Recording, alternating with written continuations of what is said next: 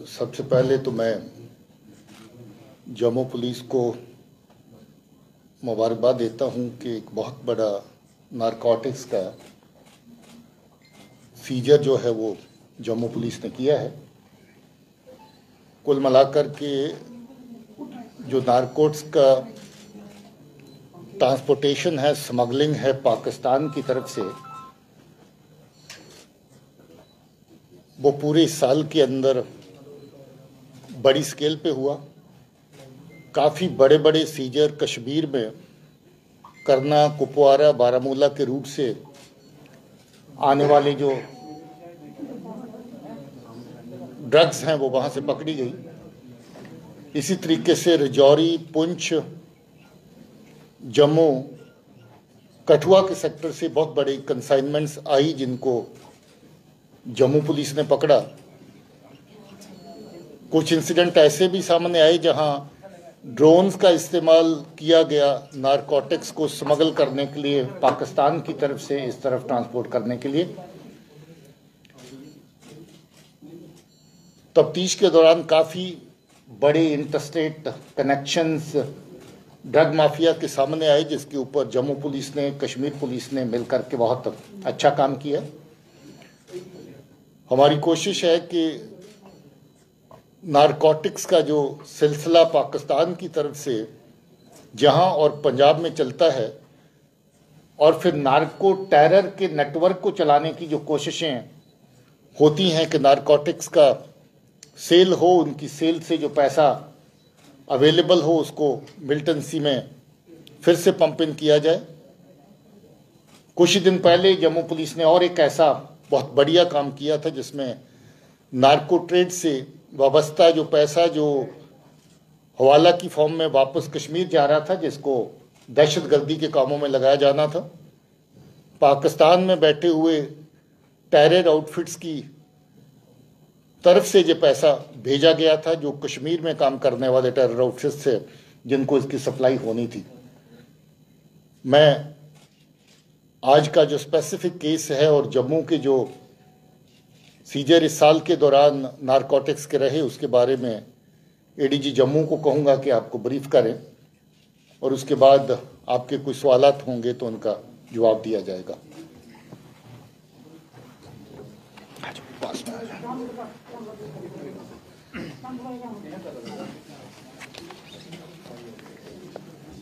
आज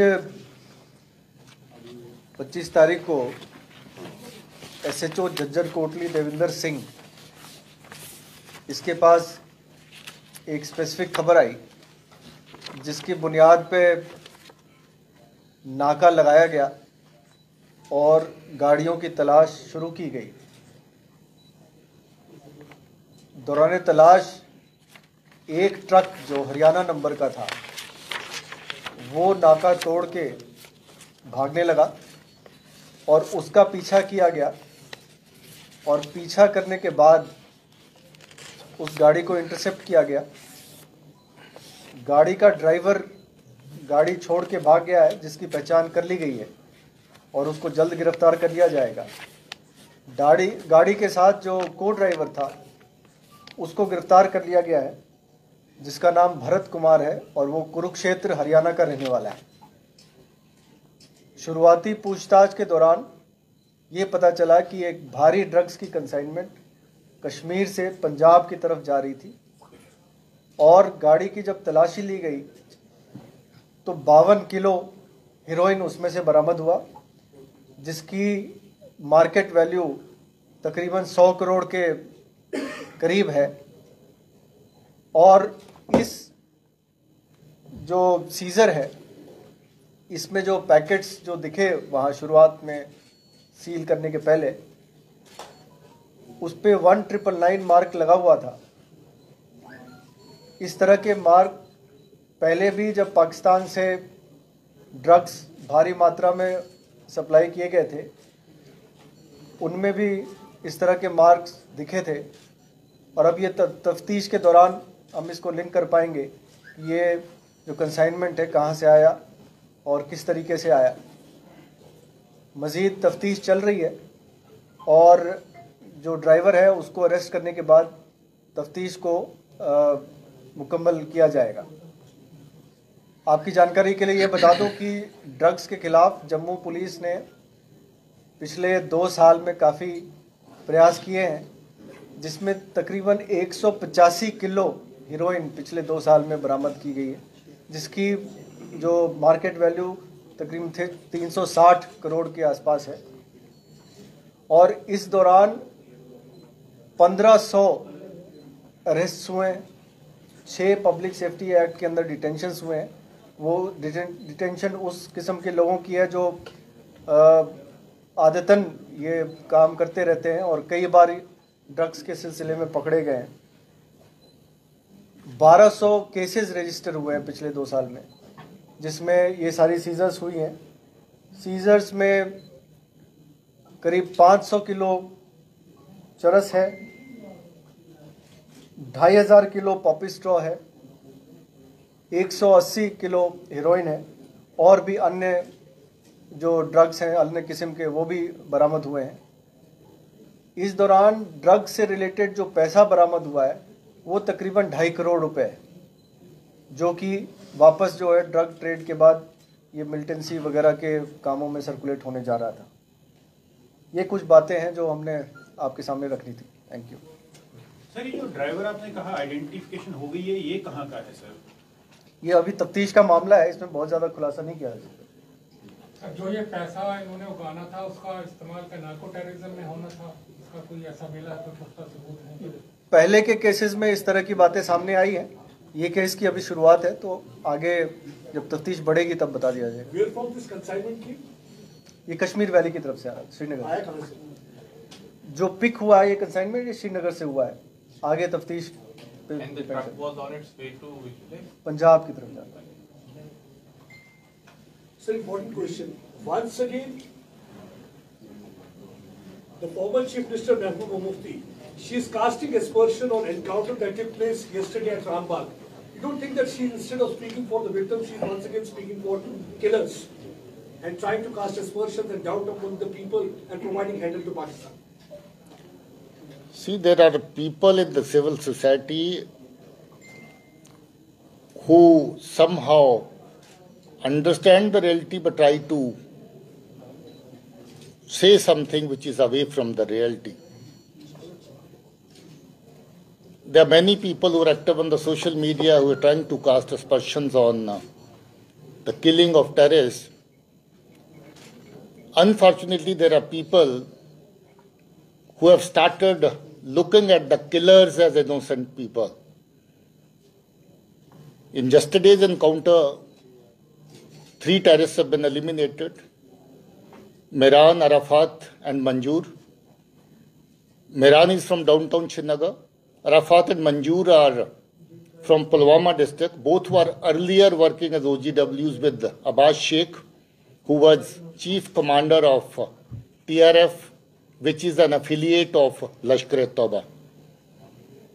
So when you look at what Mehran has been doing ever since he became active, he was earlier working as associate with Abbas Sheikh, and he's the one who was providing all kind of logistic support to Abbas when he was active in Srinagar city and elsewhere.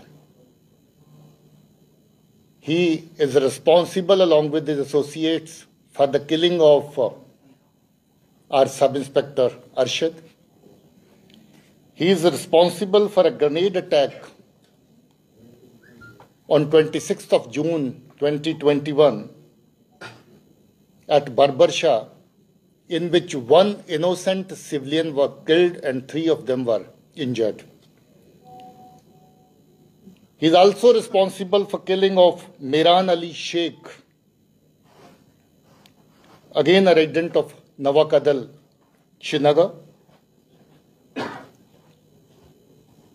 He was also responsible for killing of principal of a school, Miss Supinder Kaur, and teacher Deepak Chand. So he suddenly become innocent after so many killings. I think this is high time people look at the reality without mixing it up with their imaginations. it's a encounter which has brought relief to the people who lost their dear ones. So therefore, anybody talking nonsense, I think this is absolutely not justified. Sir एक बार हिंदी में, sir एक बार हिंदी में। कल का जो encounter Srinagar में हुआ Rajbagh area में, जिसमें 3 दहशतगर्द मारे गए, जिनका सरगना मीरान था। ये श्रीनगर का रहने वाला था। इसके 2 साथी पुलवामा जिले के थे, जो काफी लंबे अरसे से पहले अब्बास शेख जो TRF का चीफ था उसके साथ काम करते थे, और उसके बाद मीरान शाला के साथ काम कर रहे थे। ये लोग बहुत सारी सिविलियन किलिंग्स, ग्रेनेड अटैक्स और बाकी दहशतगर्दी की कार्रवाइयों में शामिल हैं। ये लोग जिम्मेवार थे स्कूल प्रिंसिपल और उनके साथ एक और टीचर सुपिंदर कौर और दीपक चंद की हत्या के लिए। ये लोग जिम्मेवार थे हमारे सब इंस्पेक्टर अरशद की हत्या के लिए। ये लोग जिम्मेवार थे मीरान अली जो बरबरशाह का रहने वाला है उसकी हत्या के लिए। ये लोग जिम्मेवार थे ग्रेनेड अटैक के लिए, जिसमें एक इनोसेंट सिविलियन मारा गया था और 3 लोग जख्मी हुए थे। इसके अलावा भी बहुत सारी दहशतगर्दी की कार्रवाइयां इनके नाम थी। कुछ लोग अनफॉर्चुनेटली मीडिया में अजीब तरह की बेबुनियाद बातें करके इनको इनोसेंट साबित करने की कोशिश में लगे हैं। मेरी राय है कि ऐसे लोग दोगलापन छोड़ के, काले चश्मे उतार करके हकीकत को देखने की कोशिश करें और कातलों को बेगुनाह कहने की हमाकत ना करें।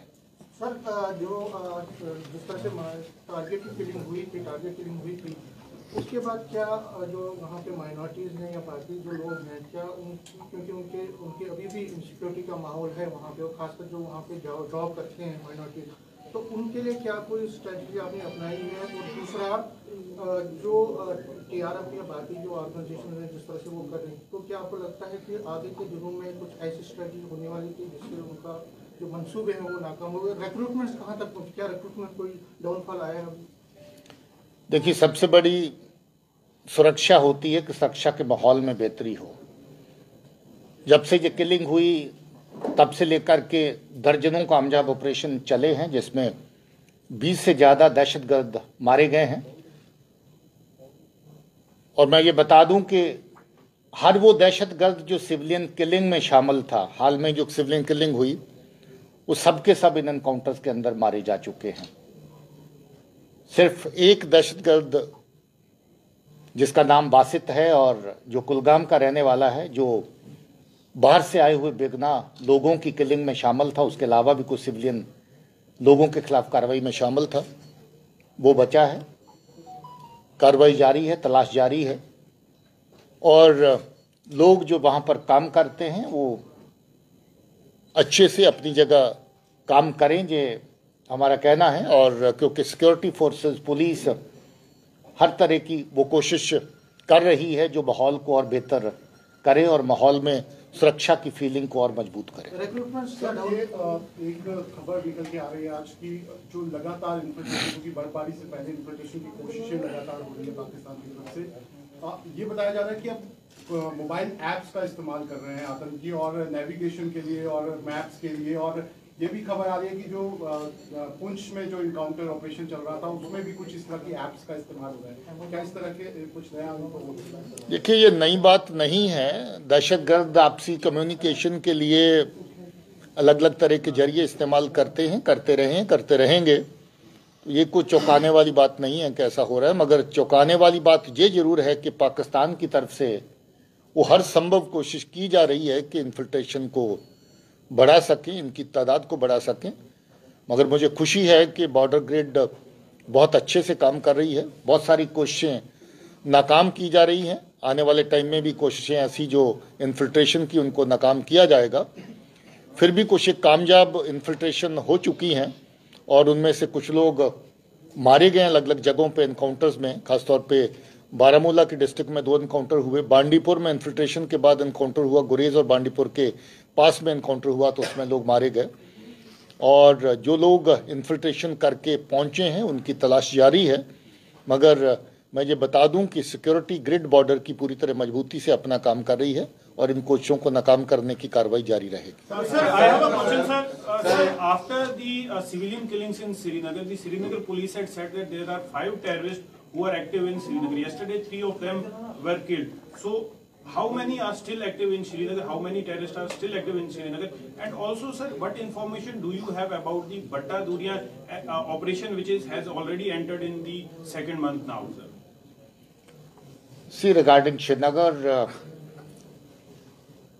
as such, no active terrorist is left now, but we always have a hybrid kind of terrorist available who is in his ordinary looks like a normal civilian, but he is involved with the terrorist as their associate and picks up a weapon for committing some offense as and when the task is given to him.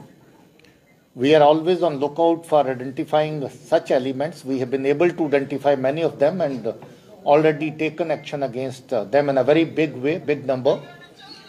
Batta Duriya operation has been in progress for quite some time. We earlier also had incidents, for instance, in Sundarbani and Nashera area, where operations continued for quite some time after the infiltration.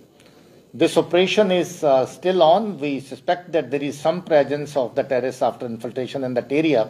That operation continues, and I'm sure our troops who are deployed there would be able to account for that. Sir Haiderpura encounter और जो ये central Srinagar का encounter हुआ है, इसके बाद कई सारे जो नेशनलिस्ट लोग हैं कश्मीर में, उनको बार बार थ्रेट्स आ रही हैं, चाहे वो ट्विटर के माध्यम से आए या बाकी सोशल मीडिया प्लेटफॉर्म, और वो लगातार पुलिस को अप्रोच भी कर रहे हैं।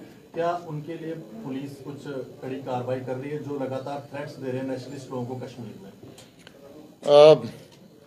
I think police is there to assist everyone who feels that there is any kind of threat from any anti-national element. Kashmir police has been helping such people, and there are people even in the journalist community who were threatened earlier on various pretexts. This time around also, if there is any threat, we'll be able to take care. Sir, we have seen that how politics has played out as far as Hyderpura encounter is concerned. There are politicians like Mehbooba Mufti who is saying that 3 civilians were killed in that encounter and there was only 1 terrorist. They are saying that it was a fake encounter. Sir, we understand that the Lieutenant Governor has constituted a probe team. They are investigating this matter. So can you just throw some light that what exactly happened? And how many were terror associates and how many were terrorists? See, that special investigation team has been constituted by zonal police in this regard. They are at work. I think I'll give them some more time to make any specific comment on the progress of the case, because they're still working on very important aspects. But I can say it with full authority that police is doing its professional work, and our officers know how to conduct operations. We are not there to get lessons from the others who are unaware as to how the operations are carried out. As per reports, there are very strong pieces of evidence available in this case, which will be shared with all concerned very soon. See, if there is someone who is providing a hiding space to a foreign terrorist in his own premises, and the terrorist with the weapon is moving around in the city and picking up targets, somebody from those innocent civilians, so-called innocent civilians, is taking him out on a recce, on a motorbike, picking up targets for him, and you say he's an innocent. How innocent he is or he was would be subsequently proven when the investigation makes further progress. There's a foreign terrorist, a Pakistani terrorist, who's moving around in the city with a weapon, that foreign terrorist is responsible for shooting a policeman, and the policeman has recognized that yes, this is the man. I saw him from a very close range, who came close to him and fired upon him. So therefore, our investigation is in progress, which is very much suggesting that there's a terrorist and there's a terror network around him which is supporting him. So we'll see who's involved to what extent. That will be shared at the right time. Sir, last question sir, एक report पीछे आई थी कि करीब 200 आतंकवादी जो हैं वो कश्मीर घाटी में, लेकिन ये भी बताया जाता है कि उससे 9 गुना ज्यादा OGW वर्कर जो है वो काम कर रहे हैं। तो इन OGW वर्कर में कितनी प्रोग्रेस हुई है, कितने लोगों को आप अरेस्ट कर पाए हैं और क्या इसमें आपकी? See, it's a continuous process. OGW network जो टेररिस्ट का चलता है, कम से कम एक दहशतगर्द के पीछे 2, 3, 4 लोग हो सकते हैं जो उसको वेपन को आगे पीछे ट्रांसपोर्ट करने में, उसको पनाह देने में, उसको आगे पीछे चलाने में उसकी मदद करते हैं। पीछे जो कार्रवाई हुई उसमें काफ़ी बड़े टेरर नेटवर्क्स जो OGW नेटवर्क्स हैं वो आइडेंटिफाई किए गए और आइडेंटिफाई करने के बाद बस्ट किए गए। बड़ी तादाद में UAPA के तहत केसेस लग गए।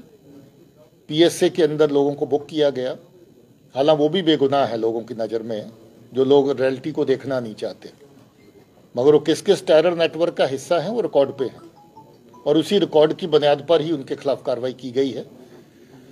और ऐसे OGW नेटवर्क खासतौर पे जो हाइब्रिड कैटेगरी के हैं, रूटीन में बहुत सीधा साधा स्कूल गोइंग या कॉलेज गोइंग नॉर्मल शहरी की तरह दिखता है आदमी, मगर वेपन उठा के किसी की कनपट्टी पर रख के गोली चला के उसको मार सकता है और वो कातिल है, ये हकीकत कम लोगों को मालूम होती है। और मुझे लगता है कि ये हकीकत जितने ज़्यादा लोगों को मालूम हो उतना ही अच्छा है। ऐसे लोग आइडेंटिफाई किए गए हैं, उनके खिलाफ एक्शन किया गया है। बहुत सारे लोग ऑपरेशन में एलिमिनेट हो गए हैं। बहुत सारे लोगों के खिलाफ जिनकी कार्रवाई उस हद तक नहीं है, जो अभी हथियार लेकर के हथियारबंद कार्रवाइयों में शामिल नहीं हुए हैं, उनके खिलाफ बाकी कानूनी कार्रवाई की गई है। ये कार्रवाई चलती रहेगी और लोग जो सामने आएंगे उनके खिलाफ भी सख्त कार्रवाई की जाएगी। मेरा सवाल ये है कि जम्मू कश्मीर में इस वक्त जो एक्टिव आतंकी हैं उनकी संख्या क्या है सर जम्मू कश्मीर जोन में, और अक्रॉस से किस तरह से लॉन्च पैड से आप लगातार कहते हैं कि एक्टिविटीज बढ़ी हैं, तो कितने आतंकी जो हैं वो लॉन्च पैड्स में मौजूद हैं, इस तरह का कुछ इनपुट? मैं फिगर्स में नहीं जाता हूं क्योंकि फिगर्स हर रोज कम होती रहती है और हम चाहते हैं कि और कम हो जाएं, मगर इतना बता दूं कि ये फिगर इस वक्त लोवेस्ट लेवल पे पहुंची हैं पिछले सालों में और इनको और कम कर दिया जाएगा ऐसा हमारा यकीन है। और जो पार से कार्रवाई चल रही है उसमें जैसा मैंने कहा कि काफ़ी हद तक पार से होने वाली इन्फिल्ट्रेशन रोकी गई है। हमारी कोशिश है कि इसको और कम कर दिया जाए। जय हिंद। जम्मू परिवर्तन से लगातार एक सवाल उठ रहा है और हम हर बार प्रेस कॉन्फ्रेंस में पूछ लेते हैं, SPOs लगातार अपनी डिमांड रखते हैं, उनके लिए क्या कुछ जल्द ही खुशखबरी आने वाली है? क्योंकि आपके आने वाले समय में फिर एक प्रेस कॉन्फ्रेंस रहेगी जो साल के एंड में होती है, उस तक क्या खुशखबरी मिल जाएगी SPOs के लिए? देखिए, SPO हमारा ऐसा हिस्सा है फोर्स का जिनके लिए हम हमेशा हमदर्दी से उनके लिए सोचते हैं, उनके वेलफेयर के लिए काम करते हैं। मैं पिछले 2-3 साल के अंदर अगर उनको 2-3 बार ये ऐलान कर चुका हूं कि उनको तनख्वाह में बढ़ोतरी करी, एक बार नहीं 2 बार करी, उनके लिए और फ़ायदे लाए गए और हम आगे भी सोच रहे हैं कि उनको और फ़ायदा दिया जाए। इस वक्त सरकार जहां भी और MHA में भी खासतौर पे ऑनरेबल LG और ऑनरेबल होम मिनिस्टर साहब हम लोगों को ऐसा आश्वासन दिए हैं कि हम इसके लिए और बेहतर प्रोविज़न करने का सोच रहे हैं। वो मसला अभी जेरे गौर है और मुझे लगता है कि और फ़ायदे की बातें होने वाली होंगी। होमगार्ड वाले भी इसी तरह से परेशानी में हैं, उनके लिए क्या कुछ? मेरे ख्याल में वो DG होमगार्ड को पूछना पड़ेगा आप लोगों को।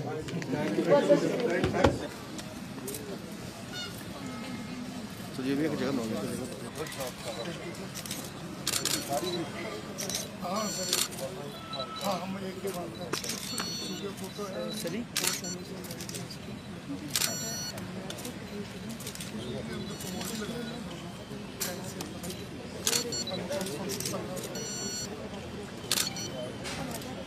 जिस तरह से